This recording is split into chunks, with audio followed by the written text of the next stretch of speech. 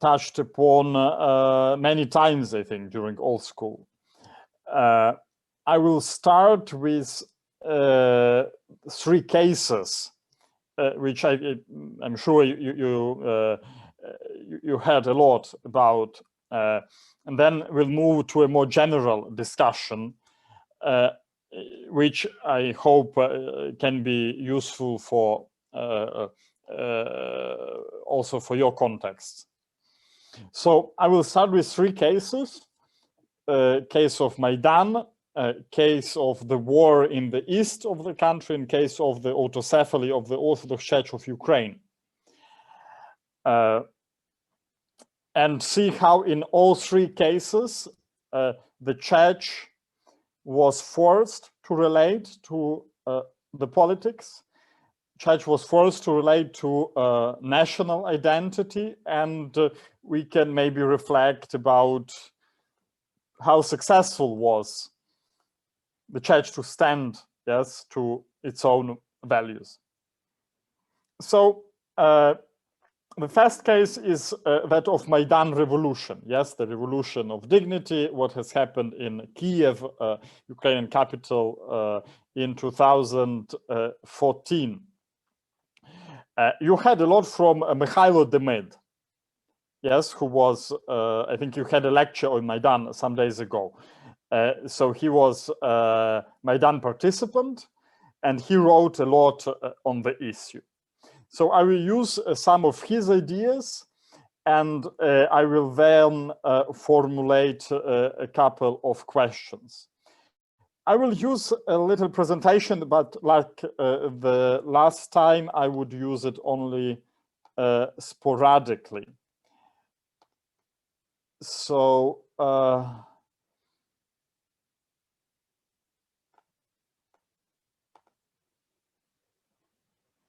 we concentrate on 3 cases: Maidan, hybrid war in east of Ukraine, and New Orthodox Church. And on the picture you have Augustine or Saint Ambrose fighting the heretics. So I don't know, maybe people from Milano can tell us better who it is on the picture, but it must be Ambrose or Augustine.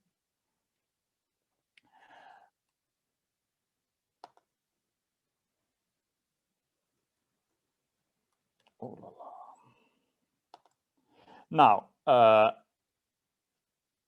first case, Maidan. Maidan started when Ukrainian president has refused to sign agreement of association with Europe.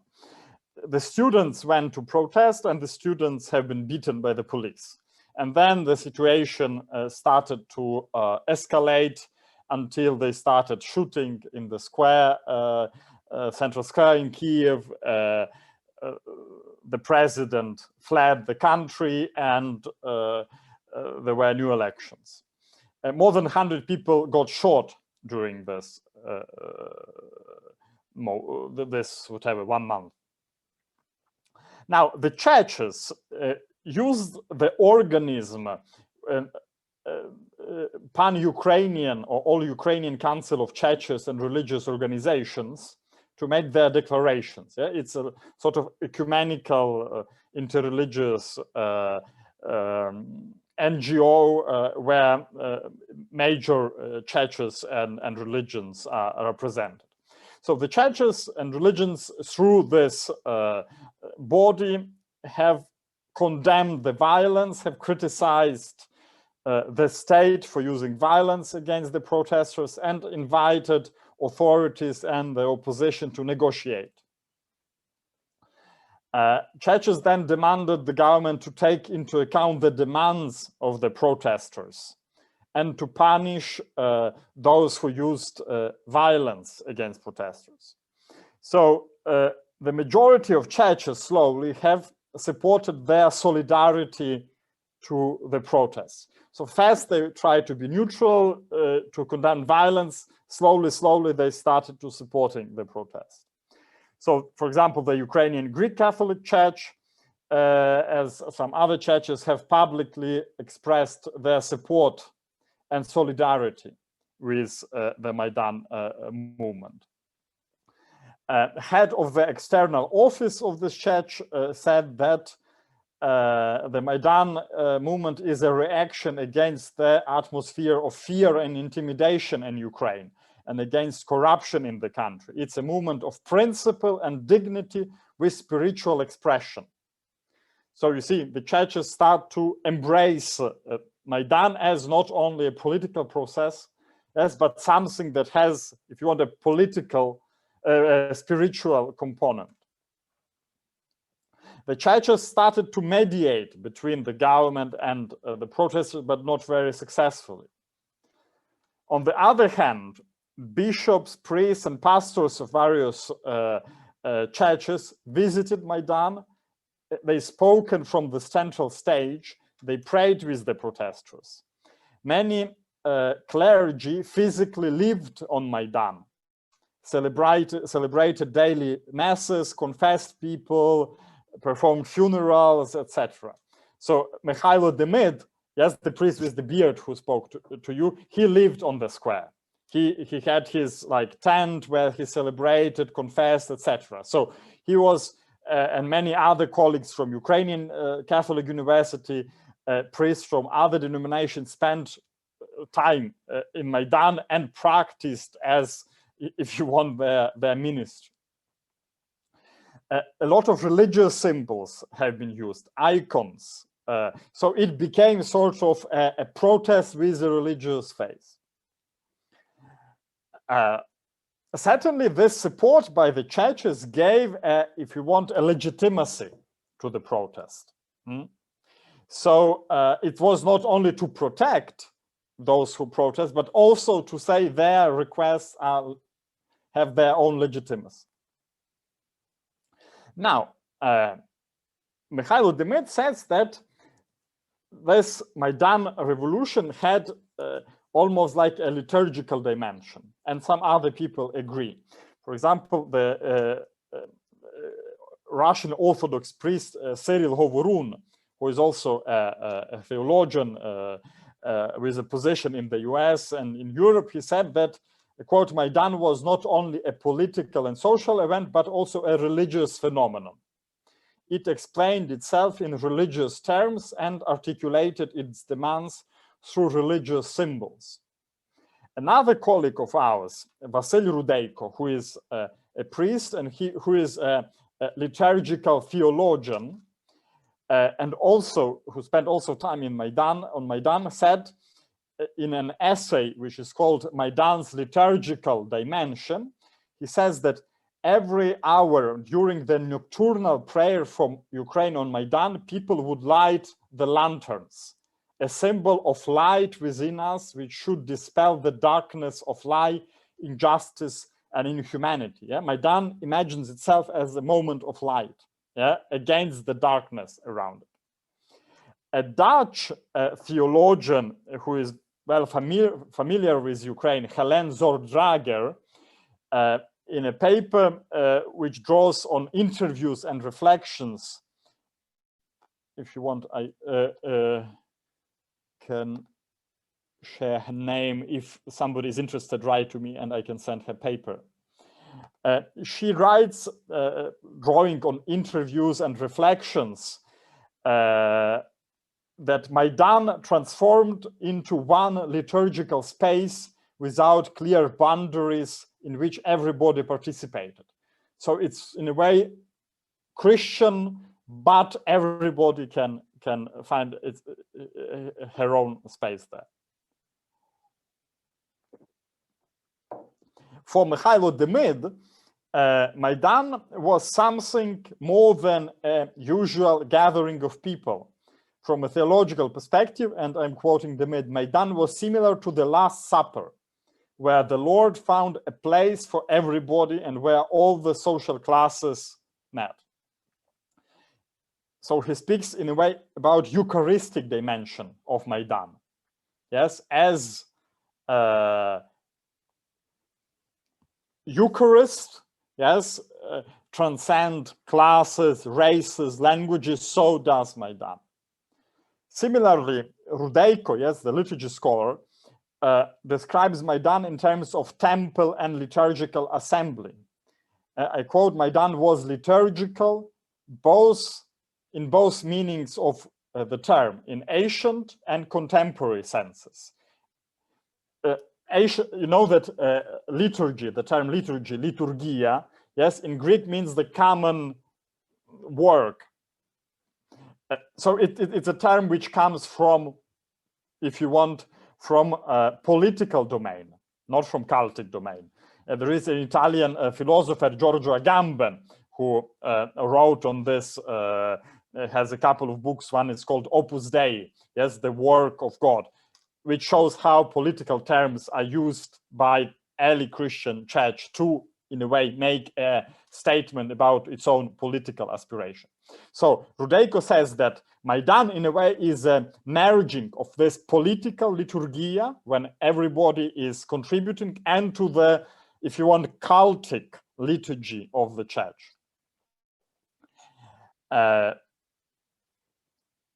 Rudejko even draws an analogy between standing on Maidan, yeah, people when protest, they usually stand, and the Oriental tradition of stylites.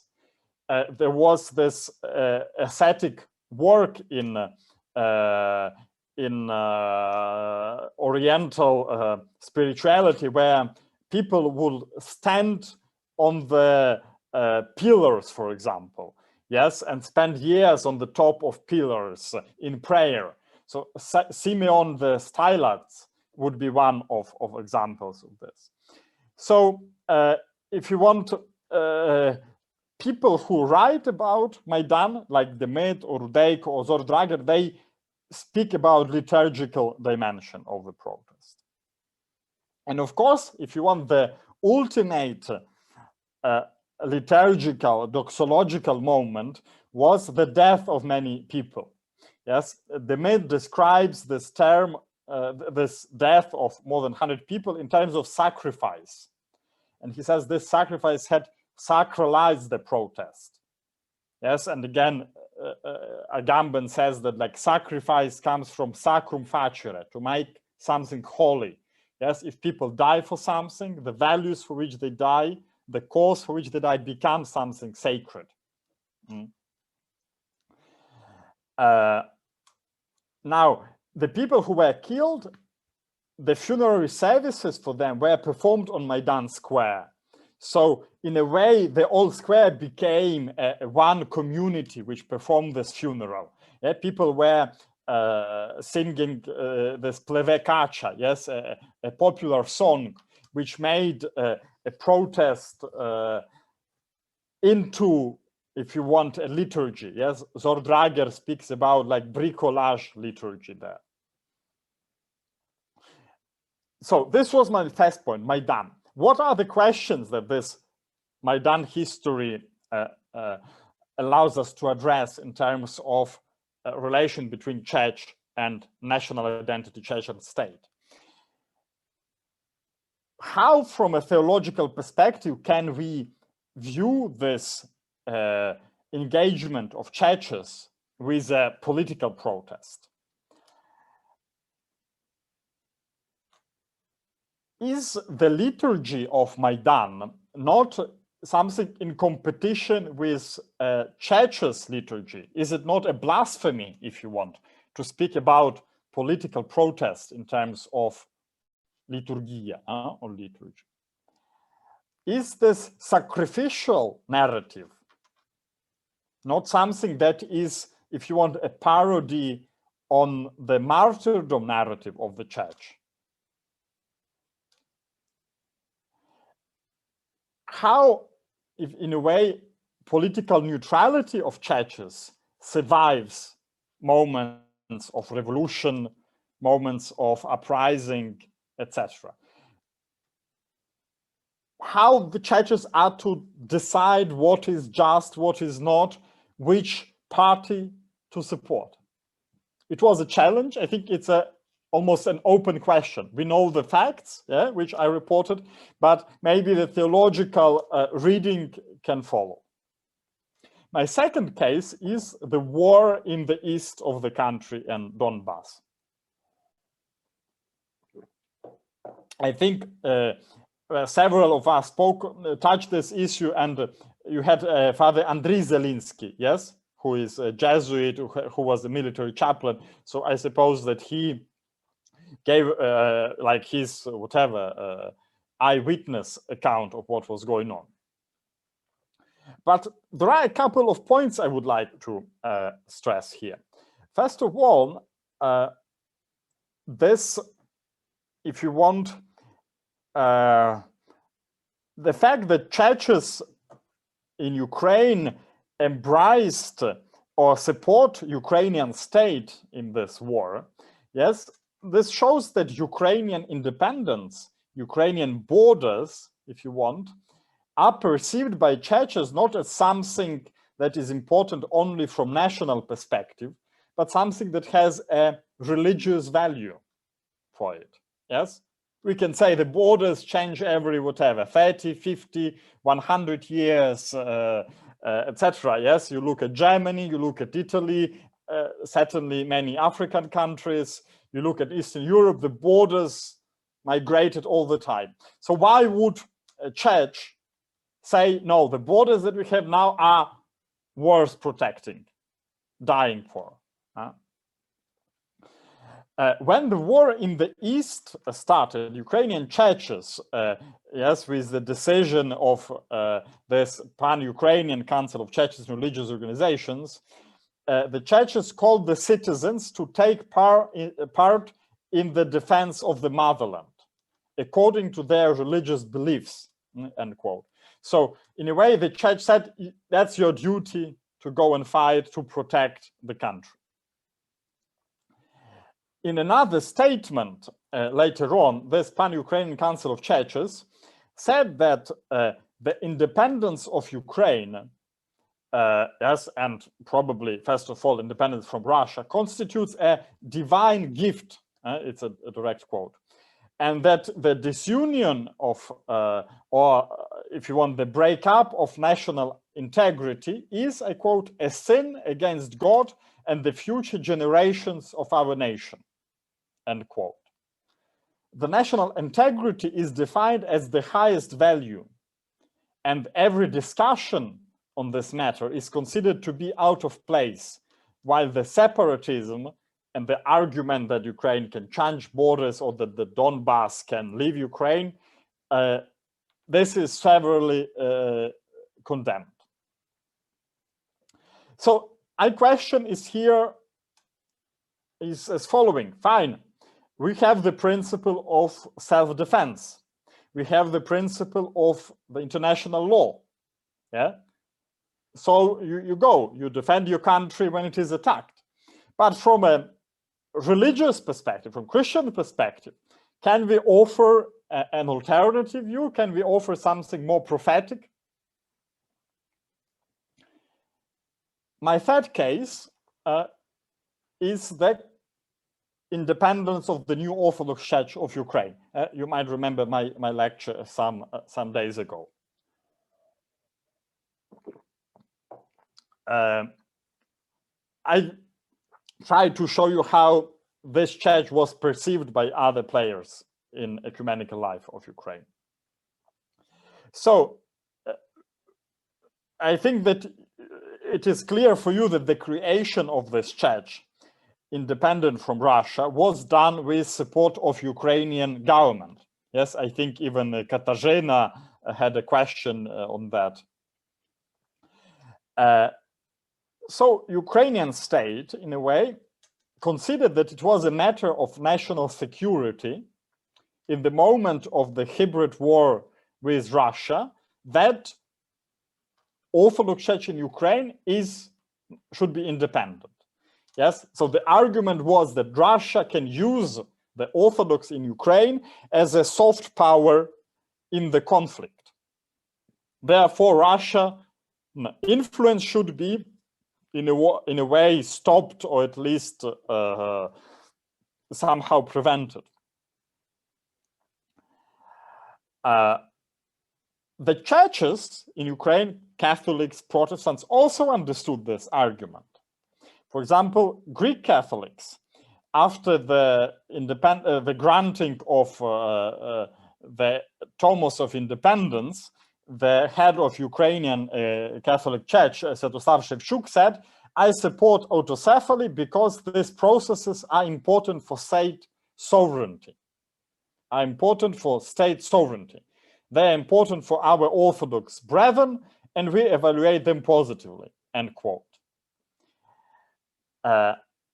Anatoly Babinsky, a historian, he argued that, I quote, "the majority of Greek Catholics perceived the autocephaly of Ukrainian Orthodoxy from a secular perspective as a state security issue.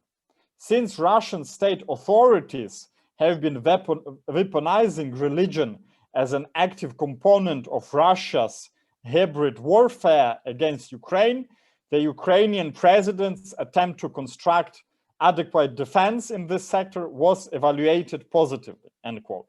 So the fact that the state interfered in the matter of ecclesiastical, if you want, jurisdiction was perceived by the population and by the churches as something normal.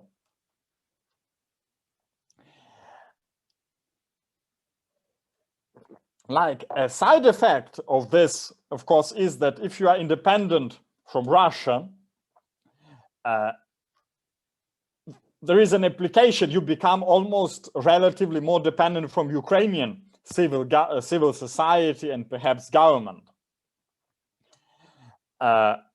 So this autocephaly independence became, in a way, a matter of national sovereignty.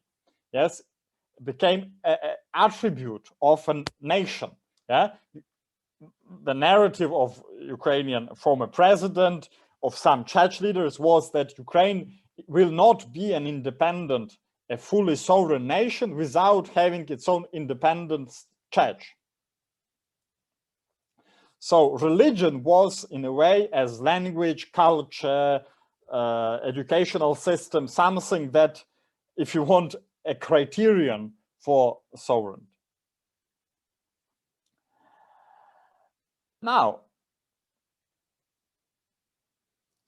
the question here is to what extent this interference of the state in church affairs is acceptable. What can be the consequences if this influence continues? You can say, okay, the war is the moment of exception. We allow the state to interfere, but what if state learns the lesson and interferes in other moments? What if state decides that, for example, for the Catholic Church, relationship with Rome is something that, I don't know, undermines national security? Yeah, this is, for example, the argument used by the Chinese government, yeah, in Beijing, to control the Catholic Church in Ukraine, in China.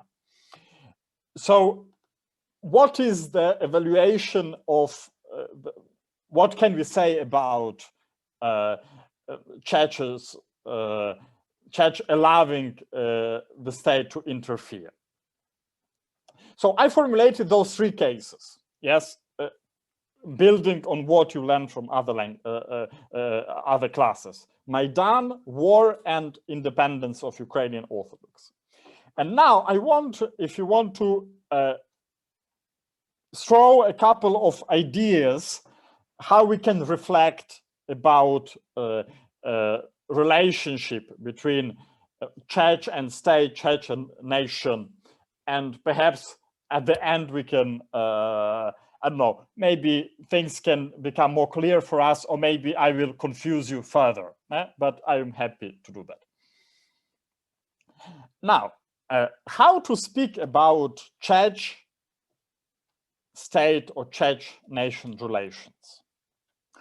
Now, in the West, in the post-Enlightenment world, it is usually assumed that religion is either something spiritual that has nothing to do with politics, or that it is something so irrational and violent, yeah, like, for example, I don't know, Islamic fundamentalism, that it should be not allowed to deal with politics. Either religion is spiritual and apolitical, or is so, if you want, messy that it's dealing with the political should be prevented. I want now to show you a slide with a quotation.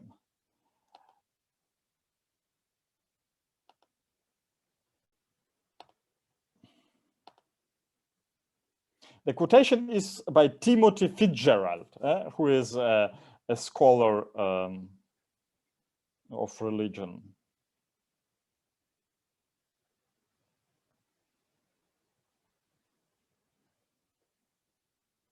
Yeah, he speaks about two different images of religion. Either religion is something barbarian, if you want, violent, irrational, which causes conflict, or religion is, yes, or ought to be something essentially peace-loving, not violent, non-political, concerned with the inner spiritual life of the other world. Yes, either then religion is kind, gentle, not profit-making, yes, a matter of personal faith and piety. And Fitzgerald says, well, such a picture is like ambiguous.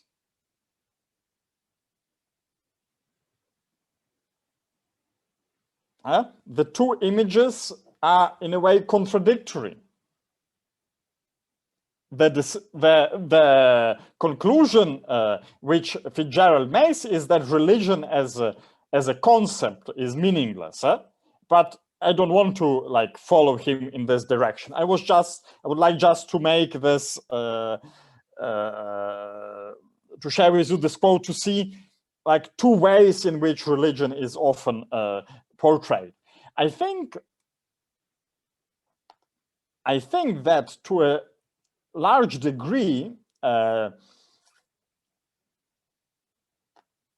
churches have followed this fast, in a way, picture.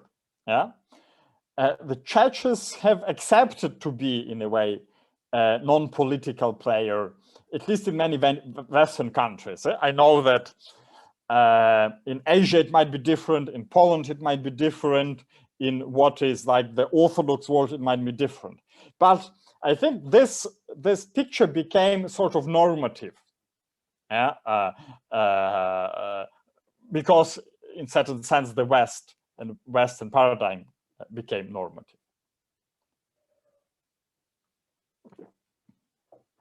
So my argument would be that from a theological standpoint, the separation, yes, between what is, if you want, sacred, what is of concern for religion, and what is profane, something with which religion should not interfere, doesn't lie where, if you want, enlightenment has put it, yes, between religious and secular or political, but I would say within each of the spheres. So from the point of view of theology, you have a lot of, if you want, secular political within churches, but you also have a lot of religious, genuinely religious within the sphere of the social life. Christian community is something holistic. Yeah, it is political in a way that the whole life of polis is of interest. Yeah, when you read Pope Francis Laudato Si, for example, and his attention to ecology, or when you read his Fratelli Tutti and accent on the poor, accent on the migrants, you see that like the church is not only focused on whatever reproduction and sexuality. Yeah, in a way, all life of society, of our planet, is somehow in the focus of religious attention.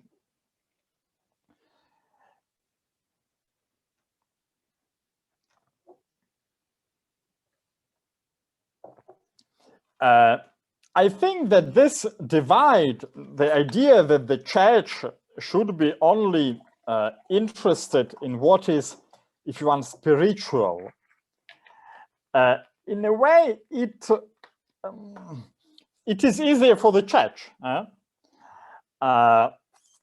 Because if you want, if the church would like to interfere in the affairs of the world, the result can be very messy or untidy. At the same time, I think that in the social life, some things can be recognized as holy by the church.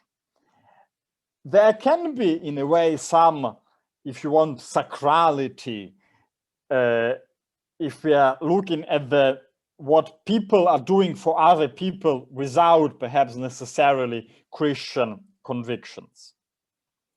So if something is political, it doesn't mean that it's like necessarily a priori theological. So I think we need a lot of wisdom, a lot of discernment to be able to look and to find things of theological value outside of the church's borders. And we can call this theological political.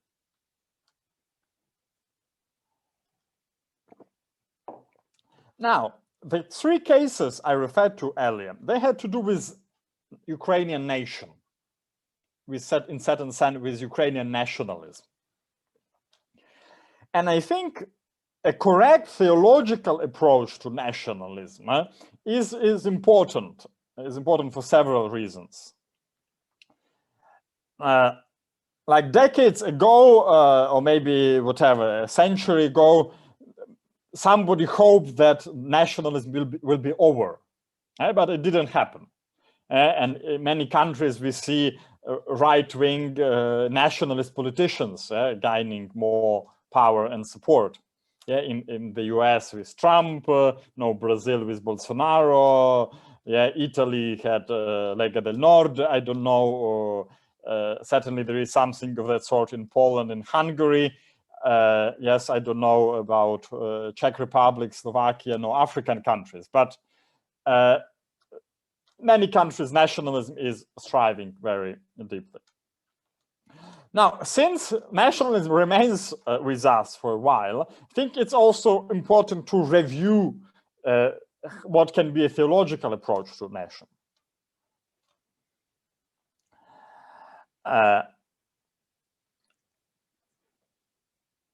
Nationalism remains, if you want, more than just an ideology. It's not just one ideology among others. I think nationalism is, in a way, the way in which political today is being practiced in modern world. Yes, only nations have a right to self-determination. If you are a religious community, you cannot claim sovereignty.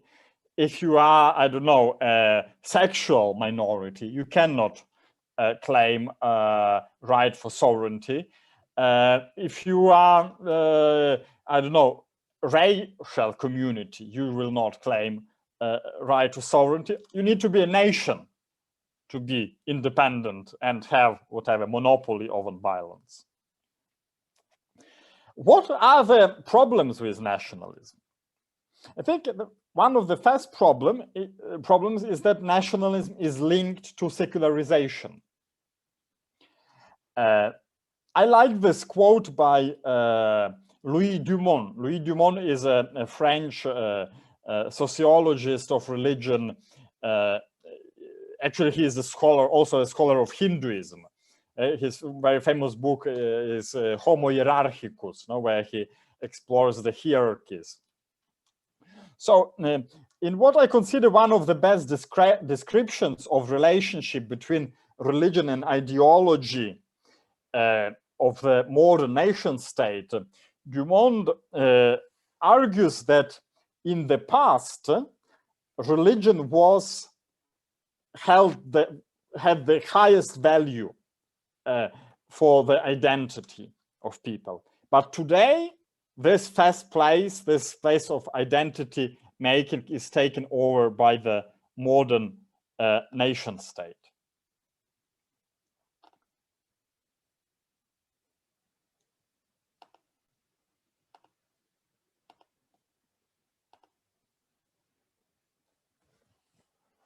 He says that medieval religion was a great cloak. I'm thinking of the mantle of Our Lady of Mercy. But then it became something of belonging to private choice.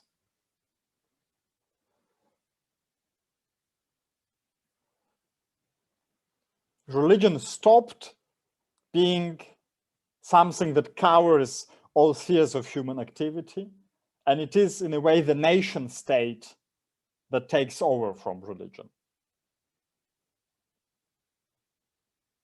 So we can say that at this level, nationalism, something that says the nation is the source of whatever truth, authority, takes place of religion. Therefore, nation is a part of secularization process.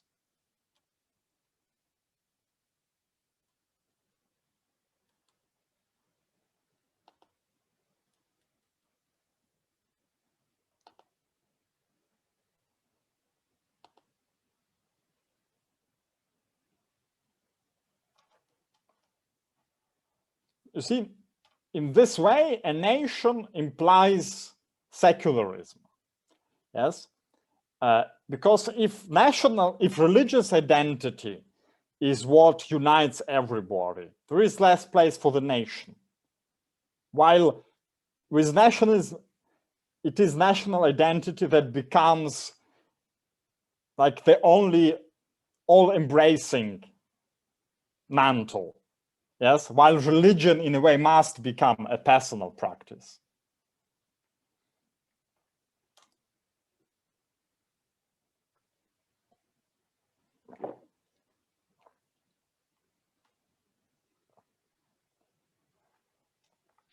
Elie Keduri, another scholar of nationalism, has argued that nationalism as a new political order is based on the Enlightenment and on Kantian revolution, in which the human being constitutes the absolute value, while, I quote, the existence of God depends on the need of man, end quote. So the self-determination of the nation is, according to Keduri, one of the developments of the self-determination of the human person.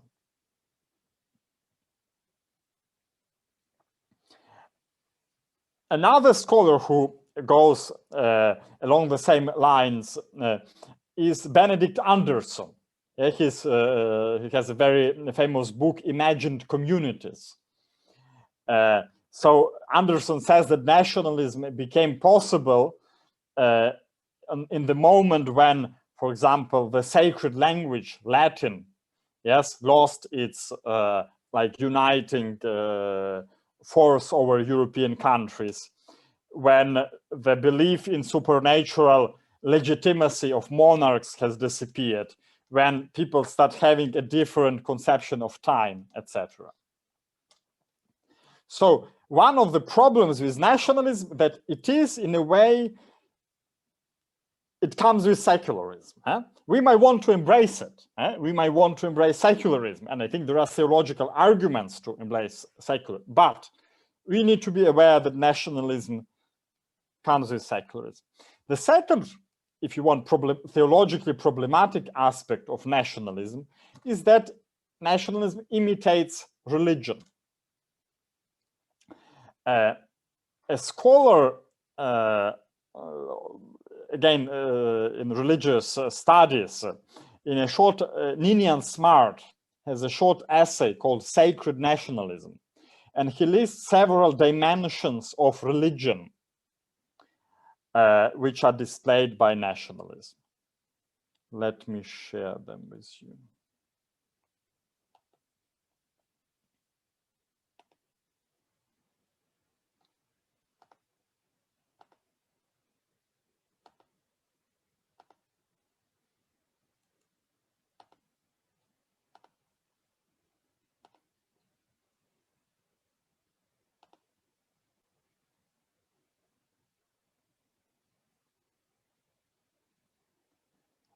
So, religion, Nina Smart says, nationalism is similar to religion, yeah, in those points that Nina Smart mentioned. So, it has, in a way, its sacred places, yeah, material dimension, national sites, war memorials, cemeteries.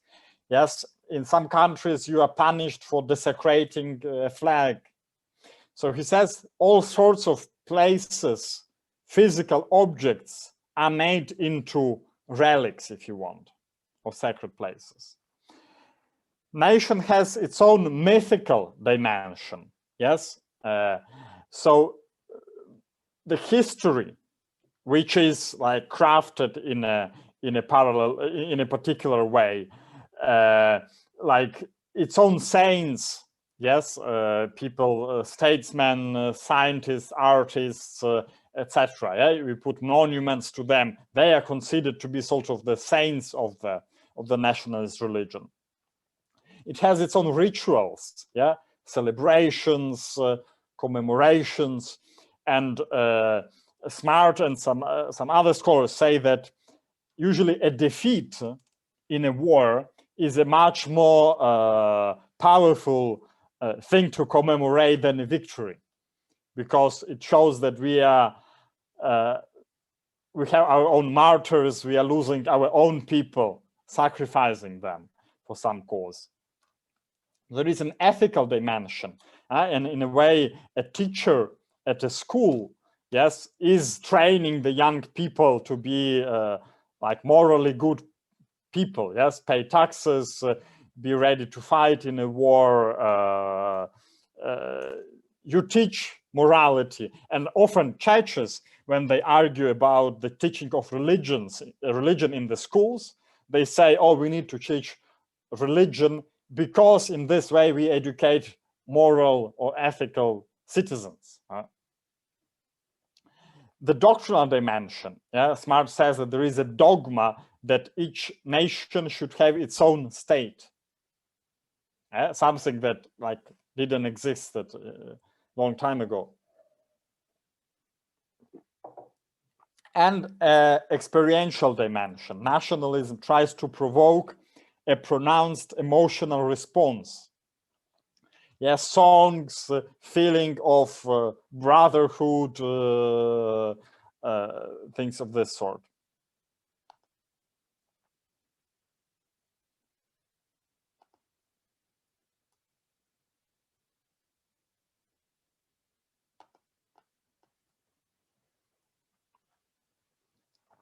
Now, I think with Maidan, if you want, we've seen very clearly this ritual dimension. No, when, if you want, Catholic theologians say that Maidan was a liturgical event, etc., you see that there is sort of a mixture between what can be called a secular ritual and what can be called a religious ritual. And I think a scholar who can help us to reflect about these ideas is Émile Durkheim. Yes, he's a French Jewish sociologist, often called the father of sociology. So he says that a society cannot exist without regularly performing common actions, yes, common liturgies, if you want. So we need to participate in rituals, say some words, I don't know, be connected emotionally. And he says that this produces a fusion, yeah, of all individual feelings into a common one. These liturgical actions Yes, he says, by the very act of serving the purpose of strengthening the ties between the faithful and their God, the God being only a figurative representation of society, at the same time strengthen the ties between the individual and the society. So I think this idea can be, I don't know whether you watched the House of Cards. Yes, this American TV series, which I find amazing, and I think the second season has been the dialogues for second season have been written by a Jesuit, by an American Jesuit, so it's almost a gospel if written by a Jesuit. Yes, Frank Underwood. There is a phrase somewhere. He says, "I pray to myself for myself." I pray to myself for myself, and this is a little bit this Durkheimian society, yes, that like prays to itself, and it is like sacralizing itself.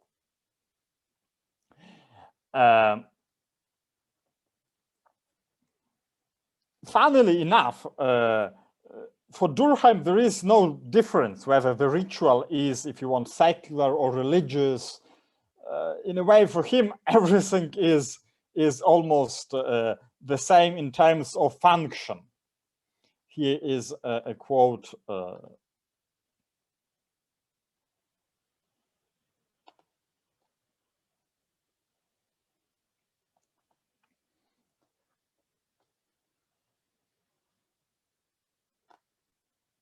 Nowhere has society's ability to make itself a god or to create gods been more in evidence than during the revolution.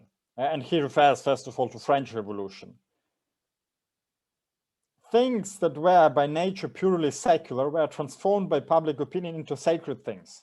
Fatherland, liberty, reason. A religion tended to establish itself spontaneously with its own dogma, symbols, altars and feast days. It was to these spontaneous hopes that the cult of reason and supreme being tried to give a kind of authoritative fulfillment. In a specific case, we saw society and its fundamental ideas becoming the object of a genuine cult directly and without transfiguration of any kind.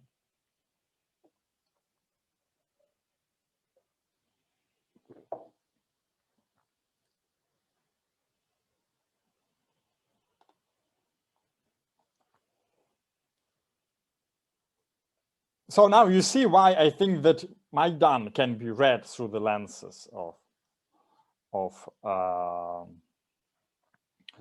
Durkheim.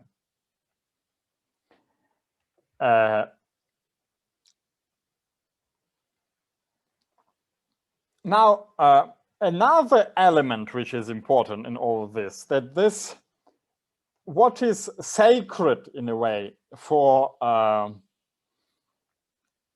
from a national perspective, everything that belongs to the nation, so the us, we Italians, or we Kenyans, or we Ukrainians are sacred. Everything that is authentic in a way, our flag, our language, our culture, this becomes in a way sacred. And it should be in a way separated from that doesn't belong to us. Yes, so like what is our authentic, it's superior to what comes from the outsiders. So the symbols, myths, celebrations, they not only create a community, but they separate a community from other communities, one nation from other nations. So they perform in a way a segregation, yes, on external level from other nations. Yes, that's why Ukrainians are different from the Poles, from Hungarians, from the Russians, but also in a way an internal segregation. Yes, so we need to purify our culture from both like internal, external corruption. Yes, we need to sometimes expel those who have no share in nations' ethnic heritage. Yes, on the grounds that they contaminate its pure culture and pervert its mission. Yeah, that's why you have, for example, suspicion toward everything that is Russian in Ukraine. Perhaps in other countries you have something similar.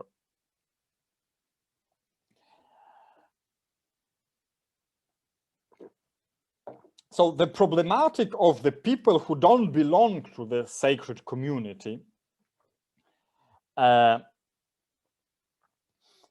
is what we would call othering, yes, to deal with others, to approach others.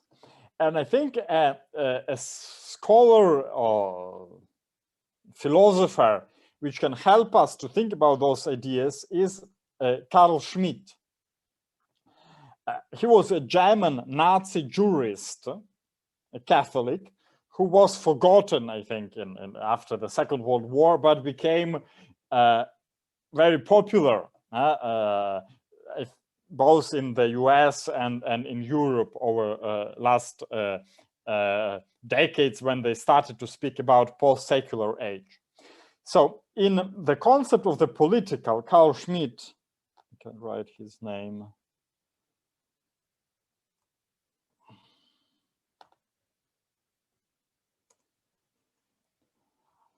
argues that what is the basis of the political is the possibility to distinguish between who is your friend and who is your enemy. So to have an enemy makes of you a political agent. What you need is antithesis. Yeah? If you don't have an enemy, you cannot clearly understand your own identity. So if you want to have your own strong political identity, you have to have an enemy.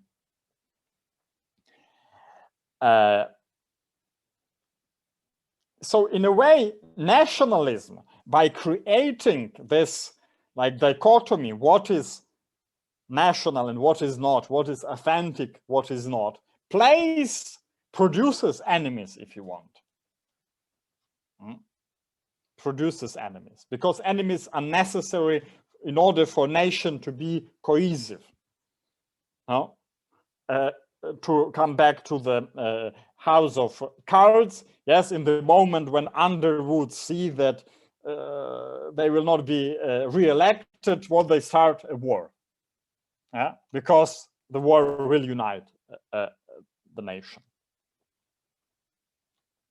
Now, another idea of Carl Schmitt, which is important also to look at nationalism as a sort of religion, is this, which is often called an axiom. Very like short quote, but this quote, I think there are books and volumes and theses written only as a comment to this phrase.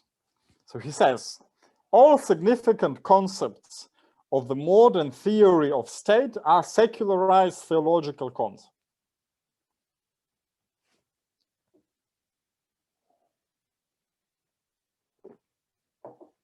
We don't have time to go into detail on this, but the idea is that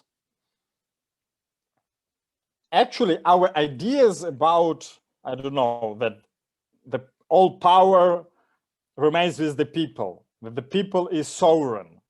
It's in a way a recycling of the theological idea of God's omnipotence. The law is in a way recycling of the canon law, etc. And in a way, national identity is in a way recycling of a church's identity, of ecclesiology.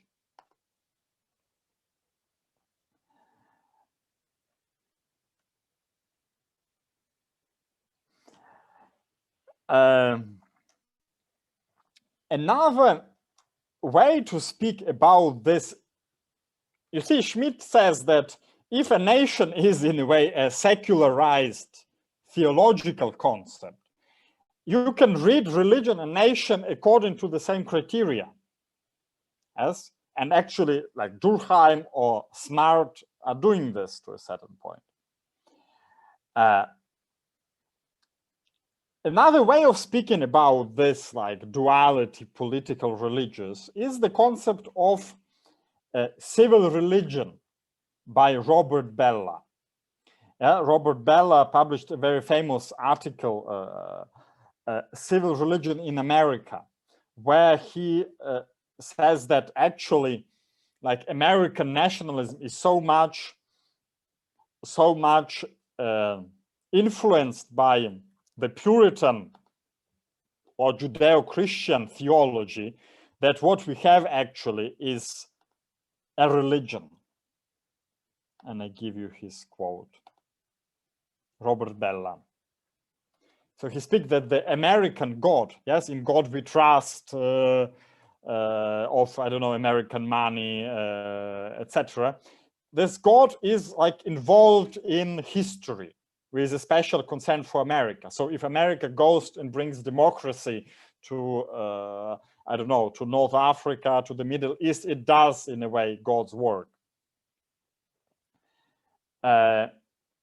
First, yes, the founding fathers, they considered that Europe was Egypt, yes, the slavery, and they escaped to America, to the promised land,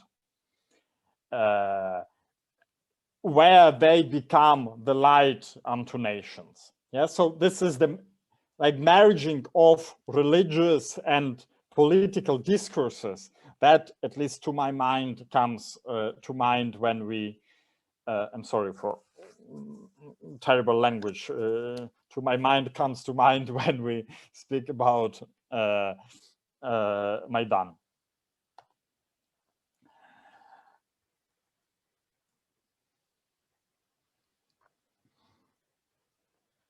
So in a way, you can have a case in France, for example, with French Revolution, when the nationalism becomes, if you want, enemy of religion and a religion of itself. Yes, and Durkheim says that cult of reason, cult of supreme being, the liberté, égalité, fraternité, they are all religious. So in France, you have an alternative religion to the coexisting religion. In America, Bellah says you have, in a way, the state, the nation is using the narratives from Bible, from Puritan fathers to create its own religion, which is Judeo-Christian, which is not sectarian. Yes, it's not Catholic, it's not Jewish, it's not Reformed, but it's a mixture. But you have also cases in which religion can serve as a form of nationalism. And I will refer to a Polish-Canadian scholar, Genevieve Zubrzycki, who has studied the Polish case of intertwinement between religion and nationalism under communism. So here was what Zubrzycki says.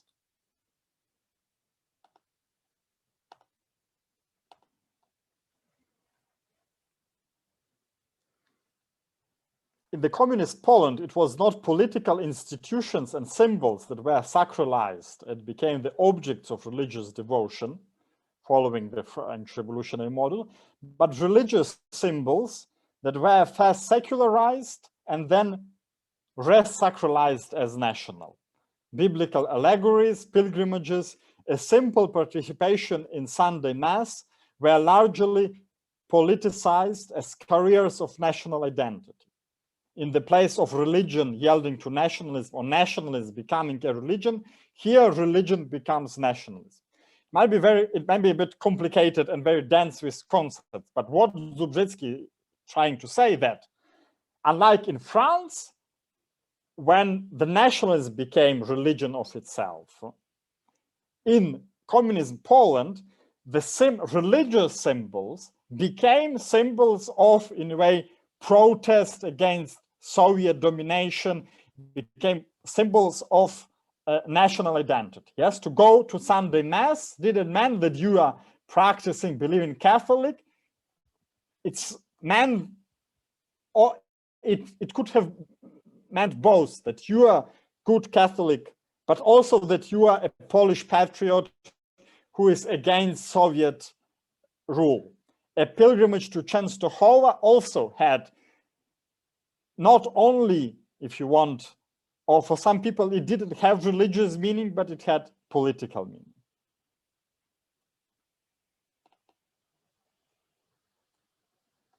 I don't know whether Katarzyna will agree with this or not. We go to conclusion. So what can we do with all these ideas and three cases I referred to? First, like Maidan, if we read Maidan as a ritual, yes, we see it's full of religion. On the one hand, churches were not neutral. Yes, but on the other hand, the churches felt that the environment of corruption, of like rising totalitarianism under Yanukovych were a threat to the church itself. So in order to change the church, they needed to change the society. In a way, the church has recognized that the values, maybe secular values you can call, like freedom, dignity, that were defended at Maidan revolution, also that these values are also religious values, that they are Christian values in their nature. Although they are uttered and, if you want, preached by the secular people, they are religious.